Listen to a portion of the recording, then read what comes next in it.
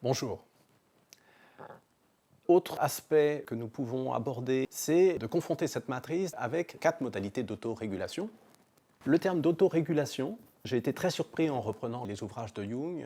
Jung va utiliser le terme une quarantaine de fois dans ses livres. Il est très marqué par cette dimension de régulation, d'autorégulation. Premièrement, une autorégulation orientée, puisque même s'il n'est pas finaliste dans le sens où il n'y a pas d'eschatologie chez Jung, les choses, on ne sait pas où on va. Il y a une finalité dans le sens où les choses sont orientées. Donc, premièrement, une autorégulation orientée, inhérente, propre à la nature, en tant que matière et vie. Bien sûr, cette autorégulation propre à la nature constitue la totalité du monde avant que l'homme apparaisse. Elle renvoie aux notions d'entropie et de négantropie. Jung pose bien le mystère des origines et des fins, sinon le mystère des modalités par lesquelles cela se déroule. Cette autorégulation, on peut la constater. On la constate et on peut considérer qu'il a, par certains côtés, des dimensions évolutionnistes. Il est très marqué par Darwin et il ne remet pas du tout en cause les dimensions de sélection qui peuvent se décliner en adaptation et en reproduction. Mais néanmoins, il y a bien une force de vie et une autorégulation spécifique et propre à la nature. Une deuxième forme d'autorégulation est propre à l'inconscient.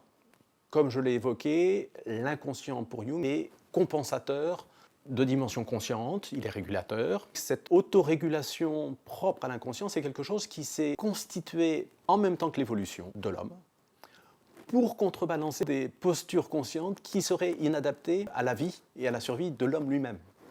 Je crois que c'est extrêmement important de comprendre l'inconscient de cette façon. Troisième autorégulation, c'est l'autorégulation qui est propre à la conscience.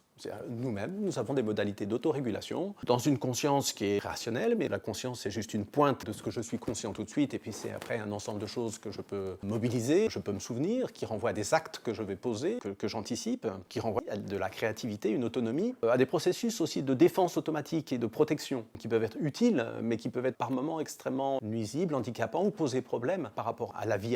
Ça renvoie à des dimensions de volontaire, d'involontaire. Et pour Jung, le dynamisme psychique est bien tension entre opposés.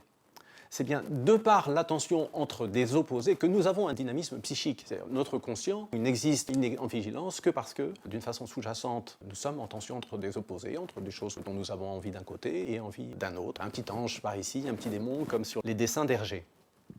Quatrième autorégulation, c'est l'autorégulation orientée inhérente à la nature acculturée technique. On comprend bien qu'avec cette quatrième autorégulation, l'homme s'empare de quelque chose qui était dans le 1, l'autorégulation de la nature, pour l'utiliser par lui-même et d'une façon totalement disproportionnée par rapport à ce qui était possible au niveau des régulations internes à la nature, ce qui crée les déséquilibres effectivement écologiques, ce qui crée des déséquilibres sociaux, ce qui crée des déséquilibres qui posent question. Ce 4, c'est bien l'homme qui s'empare de possibilités qui sont dans les régulations de la nature, mais avec la technique qui démultiplie, qui crée une rupture totale avec le monde de la nature, de la matière et de la vie, et son flux comportant en lui-même une régulation.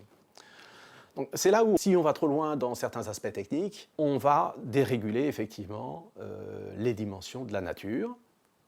Si je m'attarde un peu plus sur la conscience et l'inconscient, il est bien évident que nous avons à considérer les aspects d'autorégulation de notre inconscient qui déterminent notre conscience.